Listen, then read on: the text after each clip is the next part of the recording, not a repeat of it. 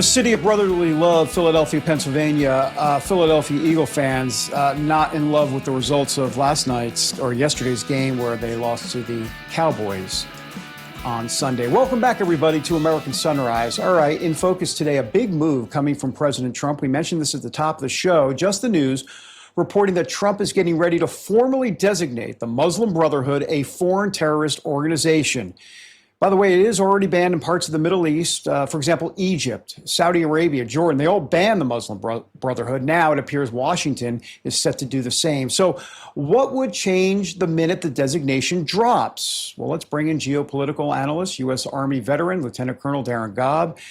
Darin, thanks for being here. So this is clearly a big deal. Now what? What does this look like? What does this mean? How will this affect everybody?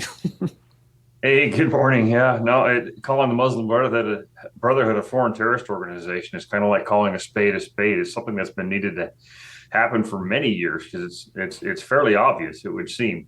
But there are those who are afraid to do this. What does it ultimately mean, though? It means that you're going to do something for the Muslim Brotherhood that we did to places like the Taliban and Al-Qaeda. They're not just going to be an organization that claims to have some sort of benevolent features to them trying to advance their cause peacefully. They're going to be known as an actual terrorist organization.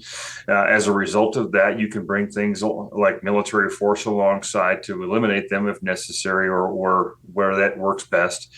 Bring sanctions on nations that support them, whether it be implicitly or just by, wink, wink, nod, nod support, that kind of thing. Pretend that they're not there, even though we know they're there. There's a lot of nations that have been harboring the Muslim Brotherhood, specifically in the Middle East, of course, but also they're hiding out within our own borders in pretty large quantities. So that will bring in domestic agencies on top of that and help focus them in on this organization as a way to make sure we root them out and stop letting them just sit here and do the damage they've been doing for years. Well, Israel took out Hezbollah's highest-ranking commander in a rare strike on Beirut. And at the same time, senior Hamas delegation is in Cairo meeting with Egypt's intel chief. So what does this tell us about where the region is heading now? No surprises so far. I think ultimately one thing you don't want to do is become the leader of Hamas or Hezbollah anytime soon. Israel has a way to keep finding them and eliminating them. That becomes a question for those organizations because Hamas specifically had so much leadership eliminated. Who's really left and willing to do it in the first place? So Hamas is largely defeated. We can recognize that. They can talk with Egypt and us and others about bringing peace and some sort of settlement to the region. But there's just not much left of them. Hezbollah needs to be paying attention. This is something I thought was going to happen for a while as they've been rearming. Israel would turn their attention to them again. And keep their attention on them if they continue to rebuild and expect some sort of militant activity out of them towards Israel.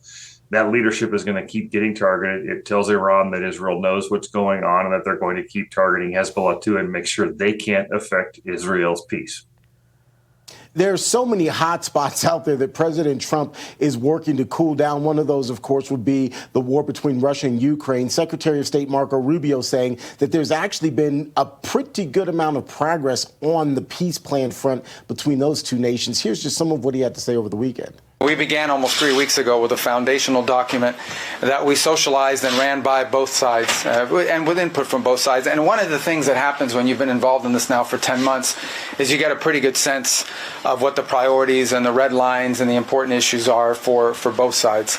And so that allowed us to create a foundational document, which has been an ongoing working document. In fact, over the last 96 hours or more, there's been extensive engagement with the Ukrainian side, including our Secretary of the Army and others being on the ground in Kyiv, meeting with relevant stakeholders across the Ukrainian political spectrum in the legislative branch and the executive branch and the military and others.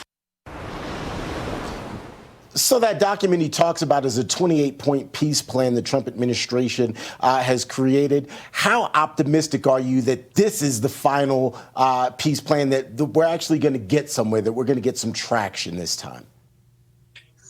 Well, it's hard to be optimistic at times when you've seen so many peace plans come out and Right. then people start meddling with them. And we're going to hold out hope. I guess I would say that I'm over 50% and thinking that whatever the result of this is will work in some regard.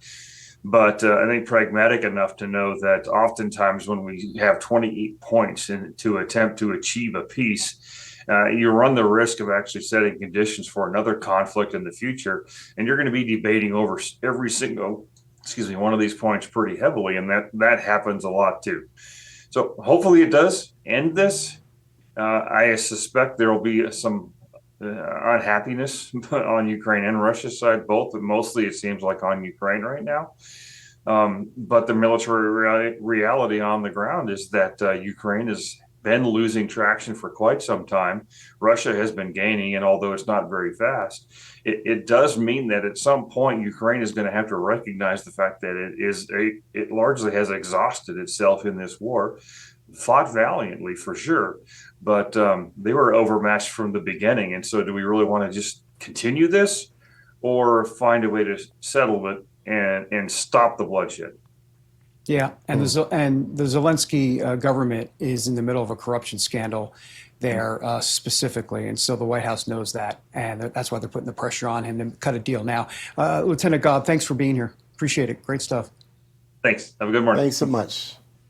Okay, coming up next, the truth about Turkey, and its surprising health perks. Stay with us, everybody.